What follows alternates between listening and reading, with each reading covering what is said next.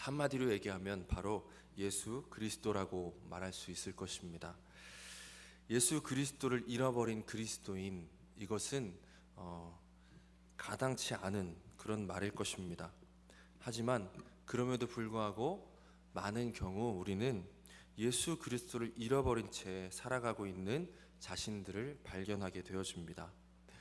은혜에 대해서는 많이 말하지만 정작 그 은혜에 대한 생각이 없고, 십자가에 대해서 많이 말하지만 그 십자가에 달려 돌아가신 분에 대해서 기억하지 못할 때가 많이 있고, 복음에 대해서 얘기하지만 복음이 과연 누구에 관한 말씀인지를 우리가 생각지 않고 넘어갈 때가 많이 있다는 것을 우리는 다시 한번 생각해 봐야 할 것입니다. 우리가 믿는 신앙은 삶과 연결되어져 있는 신앙입니까? 아니면 그냥 철학적인 관념과 교회 안에서만 존재하고 있는 그런 외침입니까? 우리의 삶 가운데 예수 그리스도가 확인되어지지 않고 우리의 삶을 통해서 이 예수 그리스도가 증거되지 않는다면 아마도 우리의 신앙의 모습이 크게 잘못되어 있다라고 밖에 말할 수 없을 것입니다.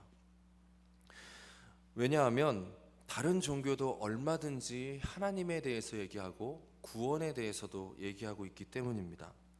그들 나름대로 자신들이 신을 섬기고 있고, 그들 나름대로 그 신에게 기도하는 방식이 있고, 그 신에게 신을 통해 기도의 응답을 받기도 합니다. 제가 언젠가 말씀드렸던 것 같은데, 저는 대학을 기도받고 갔습니다. 저희 큰고모께서 100일 동안 열심히 산에 오르셔서 100일 기도를 하셔가지고 신학대학교에 갔으면 좋겠다고. 지금 이해가 안 되시죠? 예. 그 절에 가셔서 기도하셨어요. 예. 얼마든지 기도라는 것이 다른 종교에도 있기 때문입니다. 그러면 예수 그리스도를 믿는다라는 것은 무엇일까요? 예수 그리스도만이 우리에게 주실 수 있는 것은 무엇일까요? 우리가 오늘 살펴보기 원하는 것은 바로 그것입니다. 우리의 삶에 이 예수 그리스도를 잃어버린 채 계속해서 살아가게 될 때 우리는 공허함과 세상 사람과 똑같은 모습으로, 혹은 다른 종교를 믿는 사람들과 똑같은 모습으로 살아갈 수밖에 없다는 것을 우리는 보게 되어지고, 그것을 극복하기 위해서, 그것에서부터 우리가 구원받기 위해서 가장 중요한 것은 이 예수 그리스도가 누구시며 그분께서 우리 가운데 오심이 어떤 의미를 가지고 있으며 그분의 오심으로 어떤 일이 일어났는지, 다시 말해 예수님만이 우리에게 주실 수 있는 것이 무엇이었고 우리는 무엇을 받았는지를 기억하고 그것을 바라볼 때 우리가 예수 그리스도 안에서 새로운 삶을 살아가게 되어질 것입니다. 그래서 사도행전 4장 12절 말씀 같이 한번 읽어보겠습니다. 다른 이로서는 구원을 받을 수 없나니 천하 사람 중에 구원을 받을 만한 다른 이름을 우리에게 주신 일이 없음이라 하였더라. 제가 엄청 긴장했나 봅니다. 본문도 안 읽고 오늘 말씀을 시작했죠. 지금 굉장히 두렵고 떨리는 마음이 있습니다. 왜냐하면 이 예수님에 대해서 증거할 때마다 항상 제 마음 가운데 좀 더 예수님에 대해서 잘 전해야 되는데 하는 마음이 있어서 그렇습니다. 그만큼 우리 예수 그리스도에 대해서 우리가 알아야 될 것들은 무한하고, 우리 예수 그리스도를 통해서 우리가 받을 수 있는 것은 놀라운 것들입니다. 빌립보서 1장 20절 말씀 같이 한번 읽어볼까요?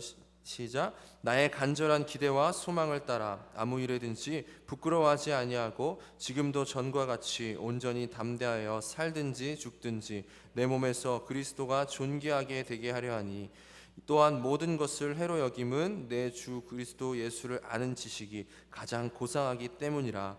내가 그를 위하여 모든 것을 잃어버리고 배설물로 여김은 그리스도를 얻고. 바울은 우리가 알 수 있는 한 정말 예수 그리스도를 누구보다 분명히 알았고 분명히 믿었던 사람이라고 할 수 있습니다.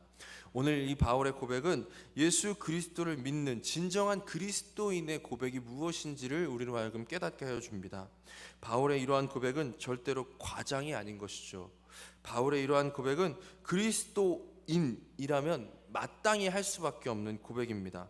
그런데 어찌된 영문인지 많은 그리스도인들이 오히려 그리스도를 부끄러워하는 삶을 살아가고 오히려 그리스도를 얻는 것보다 세상에 얻는 것을 더 큰 유익으로 얻을 때가 많이 있다라는 것이죠. 물론 어떤 의미에서 정말로 그리스도를 보지 못하고 참된 믿음을 갖지 못함으로 말미암아 그런 일들을 경험하는 자들도 있을 것입니다. 하지만 예수 그리스도 안에서 참된 믿음에 대한 확신을 가지고 있었던 사람들도 어느 순간 예수 그리스도를 떠나서 세상의 것들을 보게 되어지는 것을 많이 보게 되어집니다.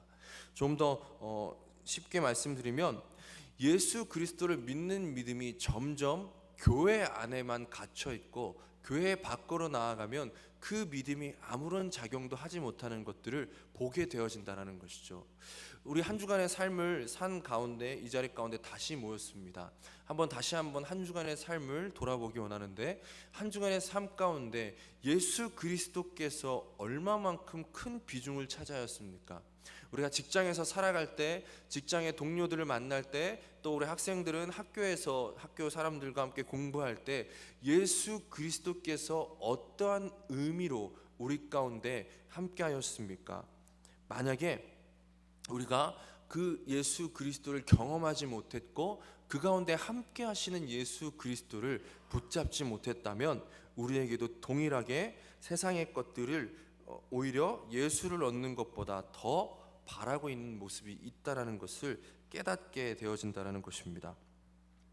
예수님께서는 이 땅에 오시고 우리에게 가르쳐 주신 그 구원은 이러한 것이 아닙니다.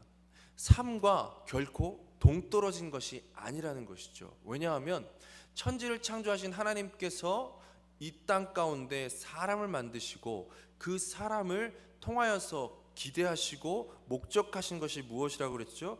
우리와 함께 영원하신 하나님께서 삼위일체 하나님께서 누리셨던 그 기쁨을 우리와 함께 나누기를 원하셨기 때문에 우리를 구원하셨다라고 하였습니다. 구원은 목적이 아니라 시작인 것이죠.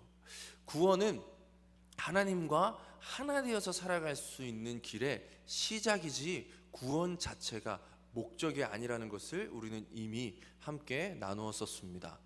구원 자체가 목적이 아니라 시작이라면 우리의 삶은 마땅히 삶의 모든 순간순간들마다 예수 그리스도를 경험하고 그 예수 그리스도로 말미암아 하나님을 예배하고 찬양하는 삶이 되어야 할 것입니다.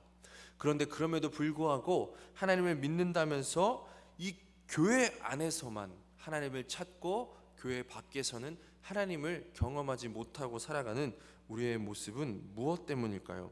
요한복음 17장 2절부터 3절까지 말씀 함께 읽어보겠습니다. 아버지께서 아들에게 주신 모든 사람에게 영생을 주게 하시려고 만민을 다스리는 권세를 아들에게 주셨음이로소이다. 영생은 곧 유일하신 참 하나님과 보내신 자 예수 그리스도를 아는 것이다. 복음에 대한 부족한 믿음, 잘못된 믿음은 예수 그리스도로 말미암은 새로운 삶에 대해서 생각조차 하지 못하게 만듭니다. 그래서 그 결과 때때로 우리는 예수님에 대해 따분해하게 되어지기도 하는 것이죠. 이미 예수님 안에서 볼 것을 다 보았다고 생각하기 때문에 우리는 이미 천국 갈 수 있는 티켓을 받은 자라고 생각하기 때문에 우리가 더 이상 예수님을 찾지도 않고 교회 밖에서 예수님을 생각하는 것에 대해서 아예 의식조차 하지 못하는 일들이 발생하게 되어집니다. 그러나 하나님께서 성경을 통해서 우리에게 말씀하신 이 예수 그리스도를 통한 복음은 이런 따분한 것이 아닙니다. 우리가 느끼는 따분함은 단지 우리의 무지함으로부터 말미암은 것이지 참된 것이. 여기서 분명히 우리가 지금 방금 읽은 요한복음 17장 3절은 영생이라고 얘기하고 있습니다. 영생은 무엇이죠? 영원한 생명을 얘기합니다. 성부께서 무한하시고 영원토록 만족해 하시는 그 영원한 생명을 가지신 분이라면 우리는 영원한 생명 가운데 결코 따분함 없이 권태감 없이 영원토록 샘솟는 그런 기쁨 가운데 살아갈 수밖에 없을 것입니다. 만약 예수님을 믿는 것이 이후에 이런 따분함을 가져오는 것이라면 우리가 천국에서 누리게 될 그 기쁨은 얼마나 두려운 것이 되겠습니까? 가끔 천국을 생각할 때 많은 사람들이 영원토록 하나님을 찬양한다라고 생각해서 마치 성가대가 지금 우리 찬양했던 것처럼 천국 가면 우리 모두가 다 성가대 가운 같은 거 입고 막 끝도 없이 계속 찬양할 거라고 생각하는 사람들이 있는데 한번 생각해 보십시오. 그러면 그게 과연 천국이겠습니까? 우리가 말하는 그 천국은 하나님, 영원한 생명이신 그 하나님과 함께함으로 말미암아 그분으로부터 나오는 그 생명 가운데 영원한 기쁨을 누리게 되는 것을 의미합니다. 그리고 우리는 그것을 예수 그리스도 안에서 이 땅 가운데서도 미리 맛볼 수 있다라는 것이죠. 예수님은 어린아이에게 놀이동산 입장권을 전달해주는 그런 우편 배달부가 아니라는 것이죠. 만약 그 어린아이와 그런 예수님이 만약 그런 우편 배달부가 같다면 어떻게 되겠습니까? 그 어린아이는 그 입장권을 갖고 싶어서 우편 배달부를 기다릴 겁니다. 그럼 제가 예전에 이런 말씀 드린 적이 있는데, 우리가 택배 아저씨를 기다리는 것만큼 주님 오심을 기다린다면 우리의 삶은 달라질 것이다.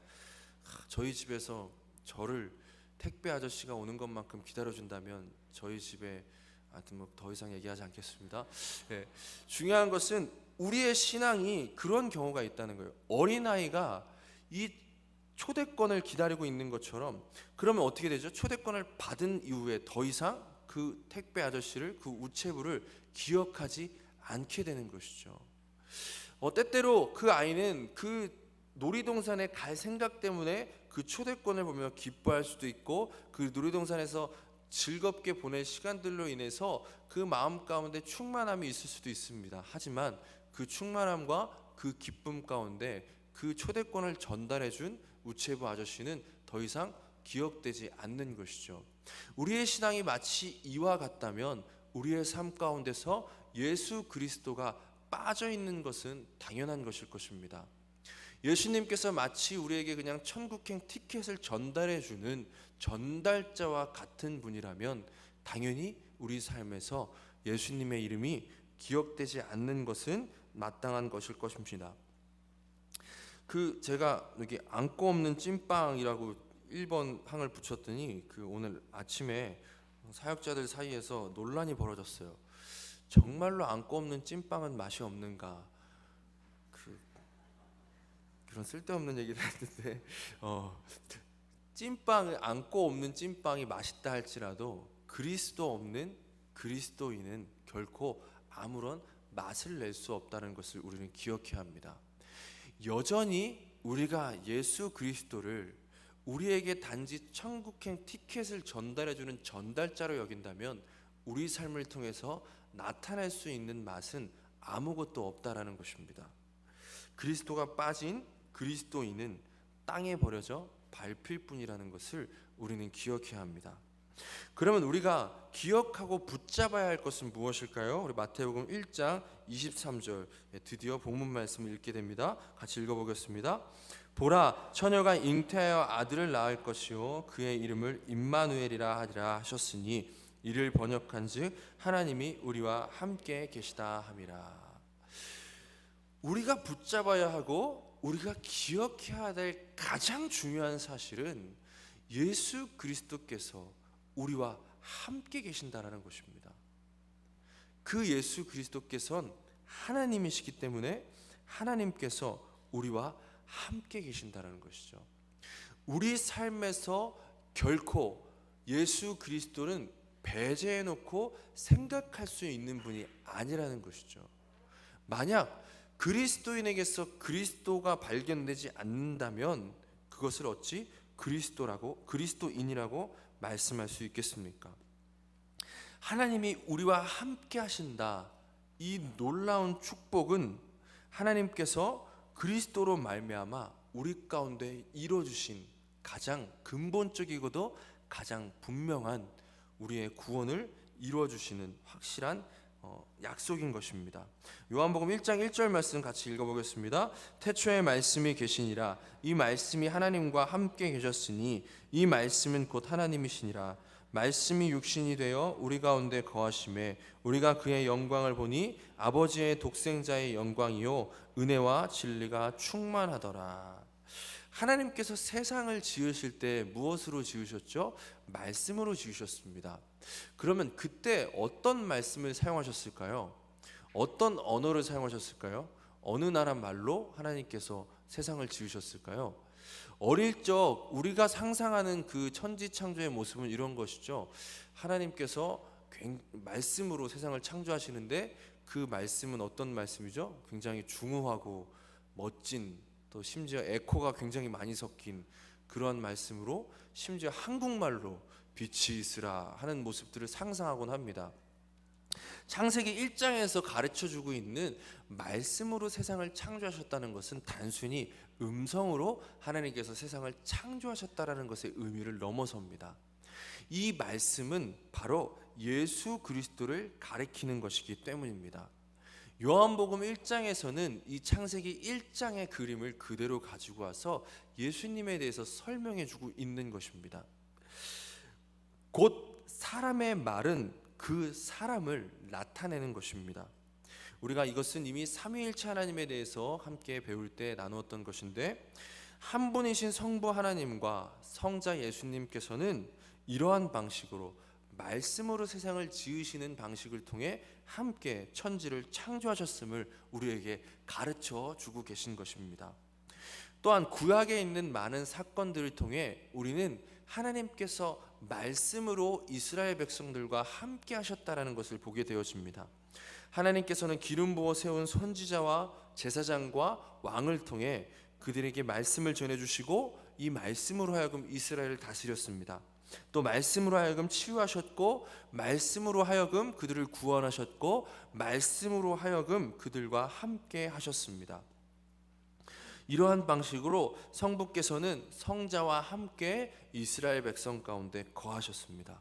그런데 이제 그분이 육신이 되어 우리 가운데 오셨습니다. 구약 사건들을 통해서 희미하게 그림자와 같이 드러났던 그 예수 그리스도께서 이제는 분명한 육신으로 우리 가운데 오신 것입니다. 고린도전서 15장 21절 말씀 읽어보겠습니다. 사망이 한 사람으로 말미암았으니 죽은 자의 부활도 한 사람으로 말미암는도다. 아담 안에서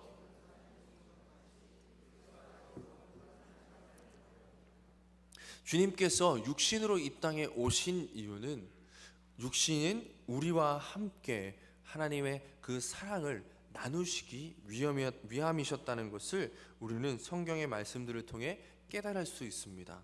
첫째 아담의 범죄로 말미암아 모든 인류가 죄악 가운데 태어나게 되었습니다. 우리는 우리 자신이 무엇을 하기도 전에, 심지어 우리가 태어나기도 전에 이미 아담의 허리 가운데서, 아담의 씨 가운데서 죄인으로 이 땅 가운데 존재하게 되었습니다. 우리의 정체성을 가장 분명하게 나타내 주는 것이 바로 이 죄인이라는 단어였는데, 우리는 죄를 지었기 때문에 죄인이 된 것이 아니라 죄인이기 때문에 죄를 짓는 삶을 살 수밖에 없는 존재인 것입니다. 아담에게서 갖게 된 우리의 정체성은 열심히 노력한다거나 착한 일을 많이 한다고 해서, 우리가 어떤 노력을 한다고 해서 바꿀 수 있는 것이 아닙니다. 젊은 사람들 입에서 유행어처럼 막 그런 얘기가 있어요. 이 생에서는 틀렸어, 이런 얘기 들어보셨죠? 아무리 노력해도 안 될 것 같다는 거죠. 마치 그런 표현처럼 우리 죄인인 우리가 하나님과 함께하게 되어진다는 것, 죄인인 우리가 의롭게 될 수 있다는 것은 그야말로 새로 태어나는 것 말고는 방법이 없었던 것입니다. 그래서 예수님께서는 육신이 되셔서 우리 가운데 오셨던 것이죠. 노아 홍수의 사건을 다들 기억하실 것입니다. 노아 홍수의 사건을 통해서 우리가 깨달을 수 있는 것들이 많이 있지만 특별히 두 가지를 말씀드리고 싶은데, 첫 번째는 무엇이냐면 하나님에게 있어서 세상을 다시 시작하시는 것은 결코 어려운 일이 아니라는 것입니다. 말씀으로 세상을 창조하신 그 하나님께서 이 세상을 다시 시작하시는 것은 마치 손바닥을 뒤집는 것보다 더 쉬운 일일 것입니다. 그런데 노아의 홍수 사건을 통해서 우리에게 또 한 가지 가르쳐 주는 것은 무엇이냐면, 죄의 문제가 해결되지 않은 상태에서는 아무리 이 세상이 다시 시작한다 하더라도 똑같이 사람은 하나님을 배반하고 하나님으로부터 멀리 떨어진 죽음의 삶을 살 수밖에 없다라는 것이죠. 그래서 노아의 홍수 이후에 모든 인류들이 범죄하는 길로 그대로 살아갈 수밖에 없었음을 보게 되어집니다. 그래서 예수님께서는 육신이 되셨습니다. 전능하신 하나님께서 아무것도 할 수 없는 아이가 되셔서 우리 가운데 오신 것입니다. 하나님은 세상을 다시 시작하시는 것 대신에 세상에 오시는 것을 택한 것입니다. 말씀이신 그분께서 말씀 가운데 나타내신 모든 것을 친히 이루시기 위해 육신으로 이 땅 가운데 오셔서 자기의 생명을 자신이 창조하신 우리와 함께 나누시기 위해 우리와 같이 되신 것입니다. 구원이란 저 멀리서 어떤 은혜와 도움을 보내주는 하나님에 관한 얘기가 아닙니다. 하나님은 자기 자신과 자신의 생명을 우리에게 내어주셨습니다. 자신의 생명을 내어주시는 그 사랑은 우리가 십자가에서 분명하게 확인할 수 있습니다. 그의 얼굴과 몸은 처참히 찢기고 그는 멸시와 천대 가운데 죽임을 당하였지만 그 순간 하나님의 사랑이 극명하고 분명하게 드러났기 때문입니다. 십자가에서 달리신 그날 예수님께서는 자신이 누구시며 어떠한 존재인지를 우리 가운데 나타내 주셨습니다. 우리가 잘 알고 있는 종교개혁자 마틴 루터는 이렇게 얘기합니다. 그날 골고다에서 실제로 십자가에 못 박히신 이가 임마누엘이라면 하나님이 어떤 분이신지에 대해 우리는 심각하게 다시 생각해 보아야 한다. 도대체 하나님은 어떤 분이시기에 우리를 위해서 십자가에 달리시기까지, 죽임을 당하시기까지 고통을 감당하셨을까요? 그 하나님은 결코 우리를 통치하거나 그냥 우리를 세상 가운데 우리의 힘으로 살아가려고 버려두실 하나님이 아니시라는 것이죠. 아담은 하나님이 금하신 나무의 열매를 먹음으로 죽임을 당했고, 예수님께서는 둘째 아담이신 예수님께서는 친히 나무에 달리셔서 죽음 가운데 있는 우리를 건지셨습니다. 예수님께서는 우리가 당해야 될 고통을 당하시고 우리가 죽어야 할 그 자리에서 죽임을 당하셨습니다. 예수님의 오심을 통해 우리는 하나님의 사랑이 무엇인지를 이제 비로소 보게 된 것입니다. 그것도 분명하고 명확하게 우리는 깨달을 수 있습니다. 갈라디아서 2장 20절 말씀 함께 읽어보겠습니다. 내가 그리스도와 함께 십자가에 못 박혔나니 그런즉 이제 내가 사는 것이 아니요 오직 내 안에 그리스도께서 사시는 것이라. 이제 내가 육체 가운데 사는 것은 사랑하사 나를 위하여 자기 자신을 버리신 하나님의 아들을 믿는 믿음 안에서 사는 것이라. 그래서 이제부터 우리의 삶은 더 이상 우리 자신의 삶이 아니라 그리스도 안에서 사는 삶이 되었습니다. 왜냐하면 그분의 죽으심과 그분의 죽으심에 우리의 죽음이 함께 되어야만 우리가 하나님의 자녀로서 살아갈 수 있게 되었기 때문입니다. 우리는 믿음으로 말미암아 그분과 함께 죽었습니다. 우리의 옛사람은 살해되고 창에 찔린 채 십자가에 못 박혀서 그리스도와 함께 장사되었습니다. 이 믿음은 성령님께서 우리 가운데 주신 믿음으로 말미암아 일어난 역사입니다. 누구도 스스로 믿음을 가질 수 없죠. 노아 시대에 노아의 방주의 문은 항상 열려 있었지만 그 그 가운데 스스로의 힘으로 찾아올 수 있는 자들은 아무도 없었던 것과 마찬가지로 주님께서 우리에게 믿음을 주셔서 그 믿음으로 말미암아 우리로 하여금 예수님과 하나 되게 하셨습니다. 그리고 그 하나됨으로 말미암아 그의 죽으심에 동참하게 되어지고 그 죽으심에 동참함으로 우리의 죄와 우리의 썩어질 옛사람은 십자가에 못 박히게 하시고 그것에서 죽게 하시고 주님의 부활하심에 참여하게 하셔서 그 부활하심과 동시에 우리는 이제 새로운 거듭난 삶을 살아가게끔 하여 주신 것입니다. 하나님께서 예수 그리스도를 통하여서 예수 그리스도의 부활을 통하여서 사망으로부터 승리를 선언하심과 동시에 예수님과 하나 된 우리도 사망에서부터 승리한 삶을 살아갈 수 있게 되어진 것입니다. 다시 태어나지 않고서는 결코 죄의 문제를 해결할 수 없는 우리를 위해 예수님께서는 친히 이 땅에 오시고 죽으시고 부활하셨습니다. 성령께서는 우리와 예수님을 하나 되게 하셔서 우리 또한 그 은혜 가운데 동참케 하게 하신 것입니다. 그의 죽으심으로 우리의 죄가 죽고 그의 사심으로 우리 안에 생명이 주어진 것입니다. 이것은 우리의 구원의 근거와 새 생명의 삶의 모든 토대가 예수 그리스도 안에 있다라는 것을 깨닫게 하여 주는 것입니다. 그분께서 영원하시기에 우리의 구원이 영원하신 것이고 그분께서 완전히 이루셨기에 우리의 구원이 완전한 것입니다. 우리 안에 여전히 남아있는 죄의 문제들은 그리스도인으로서 살아가는 우리의 즐거움을 회방할 수 있지만 결코 그것이 우리의 새로운 정체성을 빼앗을 수는 없다라는 것입니다. 왜요? 우리의 정체성은 우리 자신에게 근거한 것이 아니라 우리와 하나 된 예수 그리스도에게 근거하고 있기 때문입니다. 고린도후서 5장 21절은 이렇게 말씀하십니다. 하나님이 죄를 알지도 못하신 이를 우리를 대신하여 죄로 삼으신 것은 우리로 하여금 그 안에서 하나님의 의가 되게 하려 하심이라. 그리스도는 우리의 의의 첫 열매가 되셔서 그리스도 안에 있는 우리가 그 열매 가운데 그분의 은혜를 동일하게 누릴 수 있게 하셨습니다.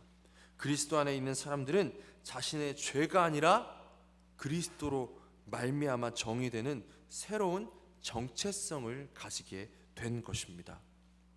우리가 가지게 된 새로운 정체성은 우리를 무엇이라고 부른다고 하였죠? 우리를 하나님의 자녀라 부른다고 하였습니다.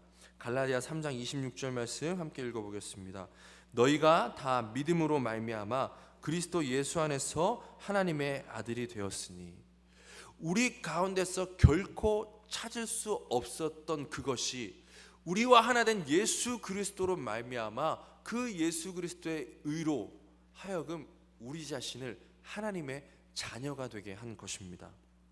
그리스도로 말미암아 주어진 새로운 삶은 우리가 이제부터 하나님의 아들 된 삶을 살게 되었다라는 것을 가르쳐 줍니다. 이것이 우리에게 주어진 새로운 정체성이죠. 바울이 왜 하나님의 아들이라고 표현하는 것인지를 우리가 확인할 수 있기를 원합니다. 하나님의 자녀, 하나님의 딸, 하나님의 후손 이런 식으로 표현하지 않고 하나님의 아들이라고 표현하는 이유는 남성의 우월주의를 얘기하는 것이 아니라 그리스도 안에서 모든 신자들이 성자께서 친히 누리시는 아들의 상태를 받아 누린다는 사실을 확실하고 명확하게 보여주시기 위해서 의도적으로 아들이라는 표현을 사용하고 있다라는 것이죠. 이것은 마치 남자인 우리들을 그리스도의 신부라라고 표현하는 것과 마찬가지입니다. 그래서 남자고 여자고 상관없이 우리는 하나님의 아들이라고 일컬음을 받게 된 것입니다. 이 아들이라고 일컬음을 받음과 동시에 우리는 영원토록 아버지이신 그 아버지께서 영원토록 아들이신 그 성자 예수님과 함께 누리셨던, 아버지와 아들만이 누리실 수 있던 그 교제 가운데 참여하는 자가 되어졌다라는 것을 너무나도 명확하고 분명하게 아들이라는 단어로 우리에게 설명해 주고 있는 것입니다. 우리 갈라디아서 4장 6절과 마가복음 14장 36절 말씀 읽어보겠습니다. 너희가 아들이므로 하나님이 그 아들의 영을 우리 마음 가운데 보내사 아빠 아버지라 부르게 하셨느니라. 이르시되 아버지께서 모든 것이 가능하오니 이 잔을 내게서 옮기시옵소서. 그러나 나의 원대로 마시옵고 아버지의 원대로 하옵소서 하시고, 이제 그리스도로 말미암아 주어진 새로운 정체성 안에서 우리는 하나님을 아버지로 모실 수 있는데, 그냥 아버지가 아니라 아빠 아버지로 부를 수 있다는 것이죠. 아빠라는 단어는, 이 아바라는 단어는 아람어인데요, 우리 쉽게 말해서 우리가 한국말로 아빠라고 부르는 것과 동일한 표현입니다. 더 친밀하고 더 밀접한 관계 가운데서 아버지와의 관계를 나타낼 때 사용하는 것이죠. 이제 우리는 하나님을 아빠라고 부를 수 있게 되었습니다. 예수님께서 하나님을 아빠라고 부르셨듯이 그 안에서 우리도 하나님을 아빠로 부를 수 있게 되었다라는 것입니다. 예수님께서 그 십자가의 잔을 받으시기 위해서 그 고통 가운데 슬퍼 울며 기도하시면서 하나님을 아빠라고 부르셨던 그 동일한 고백이 이제 우리의 삶 가운데 가능하게 되었다라는 것이죠. 성자께서 친히 성부와 누리시던 동일한 관계를 그리스도 안에서 우리에게도 누리도록 하여 주신 것입니다. 그리스도께서 주시는 구원이란 단순히 죄 용서나 어떤 추상적인 천국에 대한 것이 아닙니다. 그리스도인의 삶은 계약을 맺고 실패하면 쫓겨날까 봐 사는 고용인의 삶이 아닙니다. 그리스도로 말미암아 어느 때라도 하나님을 아빠 아버지라고 부를 수 있는 아들이 된 것입니다. 그래서 우리의 상태와 상관없이 우리는 우리와 함께 하시는 예수 그리스도로 말미암아 언제든 하나님을 아빠라고 부르며 나아갈 수 있게 된 것입니다. 우리와 함께 하시는 예수 그리스도로 말미암아 우리는 실패할 때마다 하나님께로 나아가기를 주저하고 고통과 상한 마음에 시달리느라 기도할 마음조차 잃어버릴 때가 많이 있지만, 정작 예수님께서는 그것을 위해서 돌아가셨다라는 것이죠. 우리가 넘어진 그 자리에서 예수님께서는 우리를 위해 스스로 자신의 몸을 찢으셔서 하나님과 우리를 하나로 묶으신다라는 것을 보여주고 계시는 것입니다. 많은 경우 그리스도인들 중에서 일상생활 가운데 예수 그리스도를 경험하지 못할 때에 자기 확신 가운데 살아가는 모습을 발견하게 되어집니다. 믿음으로 살아가는 것이 아니라 자기 확신 가운데 살아가게 되어지는 것이죠.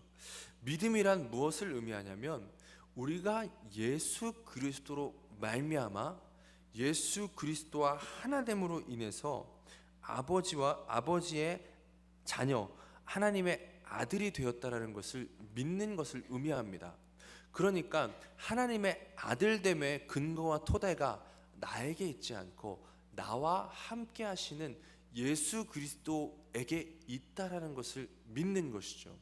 그런데 자기 확신 가운데 살아간다라는 것은 무엇을 의미하냐면 여전히 예수님을 믿는다고 하면서도 내 자신의 모습으로 하나님께 나아가고자 한다는 것입니다. 예를 들어 이런 것이죠. 자신이 무엇을 하고 어떻게 느끼는가에 따라 하나님의 은혜 가운데 있거나 밖에 있다라고 스스로 생각하는 것입니다. 그래서 무엇을 잘했다라고 생각할 때에는 하나님은 나를 사랑하신다라고 고백하지만 무엇인가 실패했다고 여길 때에는 하나님은 나를 사랑하지 않는다라고 고백하는 것이죠. 교회에 와서 기도하는 주일에는 활발하다가 월요일이 되면 다시 침체되기를 반복하는 것입니다. 마이클 리브스라는 사람은 이렇게 얘기합니다. 자기 확신을 토대로 하나님을 대하는 사람들은 이렇게 안쓰러운 요요 현상을 피할 수 없다. 우리와 함께 하시는 하나님을 바라보는 것이 아니라 자기 자신을 바라보는 자에게 소망은 추상적인 관념일 뿐일 수밖에 없다라는 것입니다. 하지만 나에게서 눈을 돌려 함께 하시는 그리스도에게 집중하게 되어지면 소망은 삶의 실질적인 원동력이 되어집니다. 우리와 함께 하시는 하나님 임마누엘이신 그분에게 집중하면 모든 것이 다 달라진다라는 것을 보게 되어집니다. 그리고 그 그리스도에게 집중하게 되어지면 이제부터 우리의 삶이 하나님의 아들이 살아가는 삶이라는 것을 보게 되어집니다. 이것은 지난주에 말씀드렸던 것과 같이 어떠한 고난과 고통도 우리에게 그 아버지의 영광을 나타내기 위해서 주어진 삶임을 다시 한번 확신할 수 있게 만드는 힘이 되어주는 것입니다. 예수님과 이러한 자기 백성들과의 관계는 우리의 성실함에 따라 달라지는 계약처럼 느슨한 관계가 아닙니다. 성찬에서 우리가 먹고 마시는 떡과 포도주가 우리의 몸과 하나가 되어지는 것처럼 그리스도께서는 자신의 성령으로 말미암아 우리 안에 오셔서 우리와 완전한 하나가 되어주십니다. 그리스도와 하나가 된다는 사실은 그리스도인이 된다는 것의 의미를 다시 생각하게 만드는 것입니다. 성령님으로 말미암아 그리스도와 하나됨은 바로 복음의 목적이라는 것입니다. 과정이 아니라 목적이라는 것이죠. 예전에 그런 아메리칸 드림 이런 것들이 있을 시절에 많은 사람들이 미국 시민권을 얻기 위해서 미국 사람과 결혼하려고 했던 때가 있었다고 들었습니다. 그런 사람들에게 결혼의 목적은 배우자가 아니라 미국 시민권이었을 것입니다. 하나님의 진정한 사랑을 깨닫고 예수님의 십자가 안에서 성령님께서 주시는 믿음 가운데 있는 자는 결코 하늘의 시민권자가 되는 것을 목적으로 하여 그리스도를 찾지 않는다는 것을 기억하시기 바랍니다. 우리는 그리스도 안에서 그리스도가 아닌 다른 것을 구하기 위해 하나님께 나아가는 것이 아니라 그리스도와 하나됨으로 하나님의 아들됨을 누리기 위해서 우리는 그리스도 가운데 함께 있게 되어지는 것입니다. 이러한 믿음 가운데 사는 자는 우리 삶의 모든 것에 함께 하시는 그리스도로 말미암아 하나님의 아들된 삶을 살아가게 되어진다라는 것을 기억하시기 바랍니다. 그분의 승리와 함께 우리도 넉넉히 이기는 삶을 살아가게 된다는 것이죠. 상황과 환경에 얽매여서 땅의 것에 다스림을 받는 것이 아니라 오히려 그 하나님과 함께 다스리는 삶을 살아가게 되어집니다. 우리가 매번 넘어지고 슬퍼하고 좌절하고 힘들어하고 하는 이유가 무엇입니까? 우리와 함께하는 하나님을 보지 않고 우리와 하나 된 그리스도에게서 우리의 구원의 근거를 두지 않고 여전히 우리 자신을 바라보고 우리가 처한 환경만을 바라보기 때문입니다. 그리스도에게 집중하면 그분의 승리 가운데 함께 서 있는 우리 자신을 발견할 수밖에 없는데 여전히 나 자신을 바라보면 도무지 해결할 수 없는 미궁 가운데 빠져들고 만다는 것이죠. 그리스도와 우리와의 연합은 메인 요리로 들어가기 위한 에피타이저가 아니라 그리스도와의 연합 자체가 그리스도인의 삶의 메인 요리라는 것입니다. 지난주에도 말씀드렸듯이 우리는 우리가 가진 것 혹은 우리가 할 수 있는 것으로 스스로를 평가하기를 좋아합니다. 대부분의 사람들은 자신의 능력을 가지고 자기 자신을 평가합니다. 그리고 하루를 어떻게 보냈는지를 가지고 자기 자신을 판단하기를 좋아하죠. 하지만 그리스도 안에서 정의되지 않은 이러한 자신은 마치 풍선과 같다라는 것을 우리는 이내 깨닫게 되어집니다. 성공이나 인기에 따라 자기를 정의하기 시작하면 그런 것들이 필요 이상으로 중요한 문제가 되어지고 그것에 얽매이는 모습을 보게 되어집니다. 성공이나 인기를 가졌다고 생각하면 자아는 끝도 없이 부풀어 오르게 될 것이고 그렇지 않으면 쭈그러들고 말 것입니다.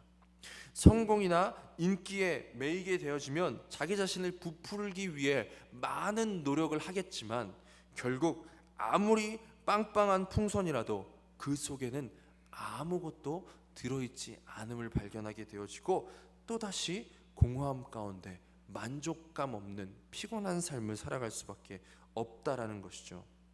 하지만 우리가 우리의 정체성을 그리스도 안에서 발견하게 되어진다면 어제나 오늘이나 동일하신 하나님의 사랑으로 말미암아 우리를 위해 자기 자신을 내어주신 그 십자가의 은혜로 말미암아 모든 삶 가운데 확실한 평안함을 누릴 수 있게 되어진다라는 것입니다. 그래서 혹자는 이렇게 얘기합니다. 그리스도와 그의 백성들에게는 기쁨이 고난보다 앞선다.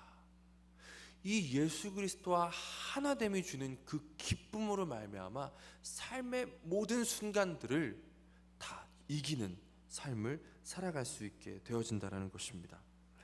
사실 현대 사회는 너무나 우리를 바쁘게 만들었습니다.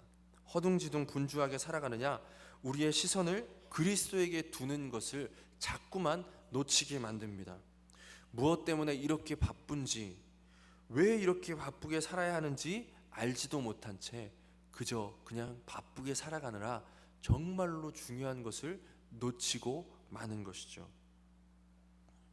이러한 것에서 벗어나 보자 자기 개발을 해보기도 하고 시간 관리를 철저히 해보려고 하기도 합니다. 자신이 할 수 있는 노력을 하게 되어지지만 이러한 노력은 궁극적인 몰락을 일시적으로 미루는 미봉책에 불과한 답일 뿐이라는 것을 우리는 이내 깨닫게 되어집니다. 그래서 이내 영적인 탈진을 경험하고 예수님 안에 있으면서도 권태로움을 맛보기도 하게 되어집니다.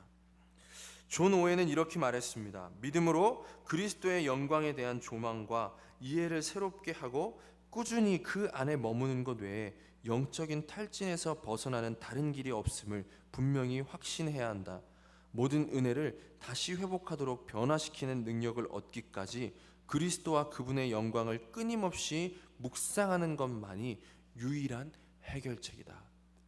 이 권태로운 삶 가운데서 이 무료하고 일상의 쳇바퀴 같은 반복 가운데서 벗어날 수 있는 유일한 길은 우리와 하나 되신 그리스도를 묵상하고 그 그리스도를 깨달음으로 말미암아 우리가 하나님의 아들 되었음을 확인하는 길밖에 없다라는 것입니다.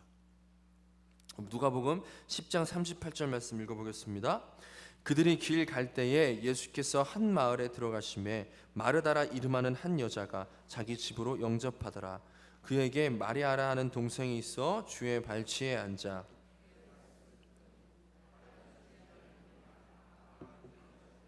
예수께 나아가 이르되 주여 동생이 나 혼자 일하게 두는 것을 생각지 아니하시나이까. 그를 명하사 나를 도와주라 하소서. 주께 대답하여 이르시되 마르다야 마르다야 내가 많은 일로 염려하고 근심하나 몇 가지만 하든지 혹은 한 가지만이라도 족하니라. 마리아는 이 좋은 편을 택하였으니 빼앗기지 아니하리라 하시니라. 마르다와 마리아의 이야기는 예수님을 모신 우리의 모습을 대변하여 주고 있습니다. 많은 그리스도인들이 마리아와 같이 살아가기보다는 마르다와 같이 살아가는 경우가 많이 있다는 것이죠. 오늘 마르다의 모습은 어떠한 모습입니까? 예수님을 모시기 위해서 예수님을 대접하기 위해서 예수님을 집안에 모셨습니다. 그런데 그 예수님에게 집중하지 않고 예수님을 대접할 생각에만 집중하다가 그는 오히려 분주하게 되어졌고 결국에 어떻게 되죠? 예수님께 짜증을 내기 시작합니다. 예수님을 대접하기 위해 예수님을 모셔왔는데 예수님께서 자기의 이 분주함을 헤아려 주지 않고 도리어 마리아와 그냥 함께 계심을 보며 마르다는 짜증 섞인 말투로 예수님께 도리어 화를 내고 있는 것입니다. 이것은 우리의 모습을 다시 한번 생각하게 해줍니다. 마르다와 마찬가지로 우리는 예수님과 하나가 되었다고 하고 그분을 내 안에 모셨다고 하면서 정작 세상에서 허둥대느라 분주하느라 예수님을 보지 못하고 예수님과 함께 그 기쁨을 누림 대신에 예수님께 짜증을 내고 있지는 않은지 우리가 다시 한번 우리 자신을 돌아봐야 한다라는 것이죠. 예수님께서는 도리어 마리아와 같은 것이 오히려 유익하다라고 말씀하십니다. 예수님께만 집중하는 것, 예수님께 집중하게 되어질 때 우리 삶이 더 이상 나의 삶이 아니라 하나님의 아들에게 주어진 삶이라는 것을 보게 되어지고, 그것으로 말미암아 세상에 있는 모든 것을 통해서 하나님의 아들이 누리는 영광을 맛보게 되어진다라는 것을 예수님은 마르다와 마리아의 이야기를 통해서 우리에게 가르쳐 주고 있는 것입니다. 우리 히브리서 4장 14절 말씀을 함께 읽어보겠습니다. 그러므로 우리에게 큰 대제사장이 계시니 승천하시니 곧 하나님의 아들 예수시라. 우리가 믿는 도리를 굳게 잡을지어다. 우리에게 있는 대제사장은 우리의 연약함을 동정하지 못하실 이가 아니요 모든 일에 우리와 똑같이 시험을 받으신 이로되 죄는 없으시니라. 그러므로 우리는 긍휼하심을 받고 때를 따라 돕는 은혜를 얻기 위하여 은혜의 보좌 앞에 이렇게 나아갈 것이니라. 우리는 예수님을 통해 우리와 함께 하시는 하나님께서 어떤 분이신지를 깨닫습니다. 우리와 함께 하시는 예수님은 우리를 위해 십자가에서 우리의 모든 시험의 대가를 치르셨고, 그리고 이제 그분을 믿는 믿음으로 말미암아 우리는 어떤 시험에서도 하나님께 담대히 나아갈 수 있게 되어진 것입니다. 예수님을 바라보는 사람만이, 예수님을 바라보며 하나님의 아들임을 믿는 사람만이 이러한 모든 것들을 발견하게 되어지고 하나님과 함께 세상을 살아가게 되어진다라는 것을 우리는 깨달아야 할 것입니다. 이것이 하나님께서 우리에게 세우셨던 목적이고 하나님께서 우리 가운데 기대하시는 그 모습이라는 것이죠. 하나님은 결코 우리에게 우리의 삶을 살아가라고 구원해 주시지 않았습니다. 그냥 이제 내가 너를 구원해 줬으니 너희 마음대로 살아봐라 라고 말씀하신 적이 한 번도 없습니다. 하나님께서 우리에게 허락하신 삶은 하나님과 하나님의 아들로서 교제하기 위해서 주어진 상황이라는 것을 우리는 항상 기억해야 할 것입니다. 우리가 이 세상에 집중하게 되면 마르다와 마찬가지로 하나님을 놓쳐버리고 그냥 그 세상에 매여서 도리어 하나님께 짜증 섞인 핀잔을 토로할 수밖에 없게 되어지겠지만, 마리아와 마찬가지로 하나님께 집중하게 되어지면 세상의 모든 상황들을 통해 하나님을 경험하고 하나님과 교제하고 하나님을 닮아감으로 더욱 친밀한 그 사랑을 누리게 되어진다라는 것이죠. 우리는 고난의 문제에서 그것들을 더욱더 분명하게 확인하게 되어집니다. 우리가 당하는 고난은 우리만의 고난이 아니기 때문입니다. 그 고난은 우리와 함께 하시는 그리스도의 고난이시기도 합니다. 우리의 신앙이 피상적으로 되는 이유는 이 함께 하시는 그리스도께서 우리와 함께 고난 받고 계심을 자꾸만 잃어버리기 때문입니다. 단지 문제에만 집중하고 그 문제에 매여서 우리와 함께 계시는 그리스도를 놓치게 되어지는 것이죠. 루마니아의 목사 조셉 티소는 기독교를 탄압하는 정권에서 그 정권에 맞서 싸웠던 사람이었습니다. 그로 인해 그는 많은 고문과 많은 고난을 당했는데, 그가 감옥에서 쓴 편지는 우리가 어떠한 마음으로 살아가야 하는지를 잘 가르쳐 줍니다. 그리스도와의 이 연합은 그리스도인이 삶에서 가장 아름다운 주제다.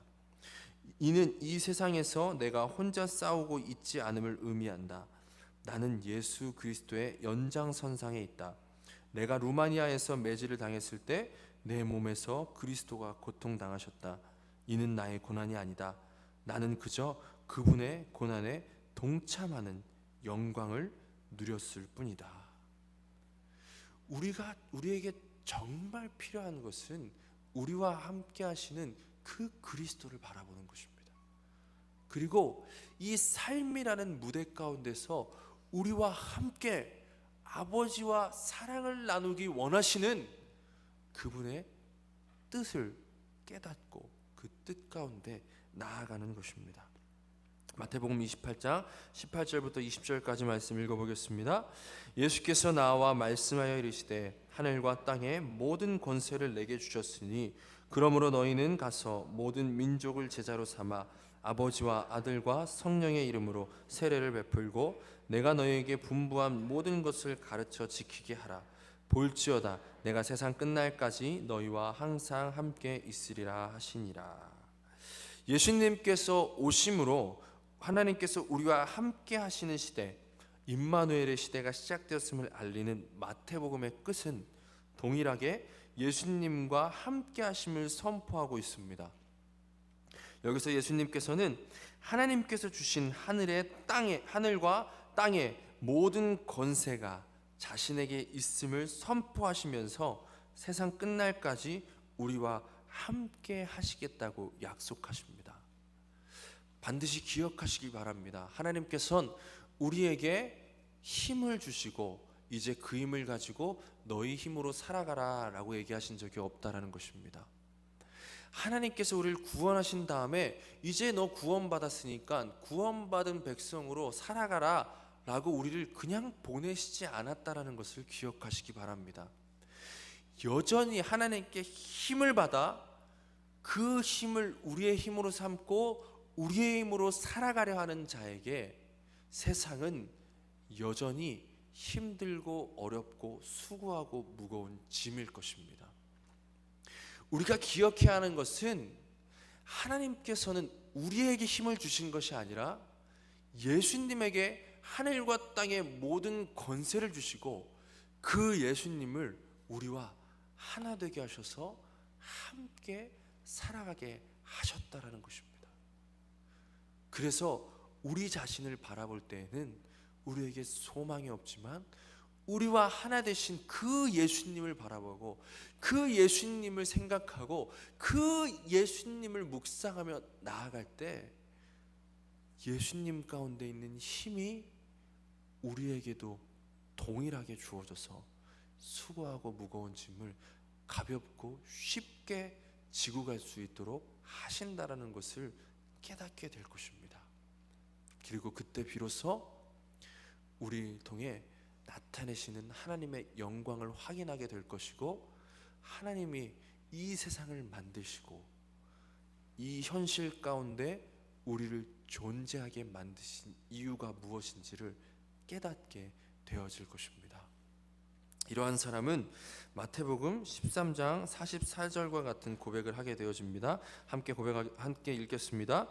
천국은 마치 밭에 감추인 보화와 같으니 사람이 이를 발견한 후 숨겨두고 기뻐하며 돌아가서 자기 소유를 다 팔아 그 밭을 사느니라. 자기의 소유를 다 팔아 그 보화를 사는 이 사람의 마음이 어떤 마음이었겠습니까? 이 사람은 지금 삶의 모든 것들보다 이 보화를 가장 중요하게 여기고 있기에 자기의 모든 것을 다 팔아 이 보화를 가지려고 하고 있음을 보게 되어집니다. 그리스도 안에서 누리는 참된 기쁨이 무엇인지 아는 사람이라면 이와 같이 고백할 수밖에 없습니다. 우리가 처음에 보았던 것과 같이 바울과 같은 고백을 하게 되어진다는 것이죠. 그리스도 예수를 아는 지식이 가장 고상하기 때문에 내가 그를 위하여 모든 것을 잃어버리고 배설물로 여긴다. 세상에서 우리가 어떤 모습으로 살아가는가, 세상에서 우리가 얼마만큼 많은 것을 누리는가, 세상에서 우리가 할 수 있는 것이 무엇인가는 우리에게 중요한 것이 아니라는 것입니다. 그 가운데 우리가 누구와 함께 살아가는가, 그것에 집중하게 될 때 우리는 세상에서의 모든 것들을 통해 그리스도라는 보화가 우리 가운데 있음을 확인하게 되어질 것이고, 세상에 있는 다른 것들 때문이 아니라 그 그리스도로 인해서 만족하는 하나님 나라를 살아가게 되어질 수 있다라는 것입니다. 오늘 하루 다른 것들로 인해서가 아니라 함께 하시는 그 하나님, 그리스도로 말미암아 기뻐하는 자가 바로 그리스도인인 것입니다. 이러한 기쁨이 우리 가운데 확인되어지기를 간절히 소망합니다. 우리 말씀을 한 구절 읽고 말씀을 마치겠습니다. 히브리서 12장 2절 말씀입니다. 히브리서 12장 2절 말씀.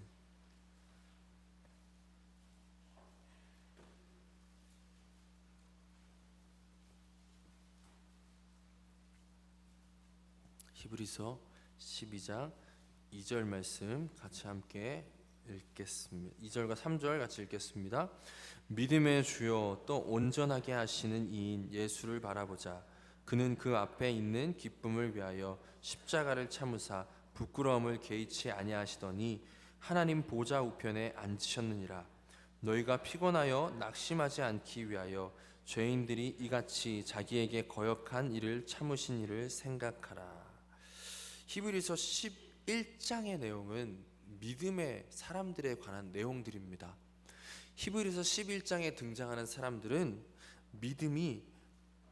믿음을 삶의 방식으로 살았던 사람들이었습니다.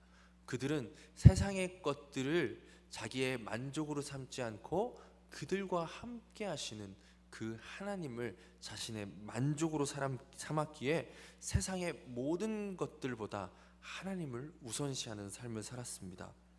그리고 이제 그러한 삶이 우리 가운데도 가능함을 가르쳐주기 위해 히브리서 12장은 이렇게 말씀합니다. 믿음의 주요 또 온전하게 하시는 이인 예수를 바라보자.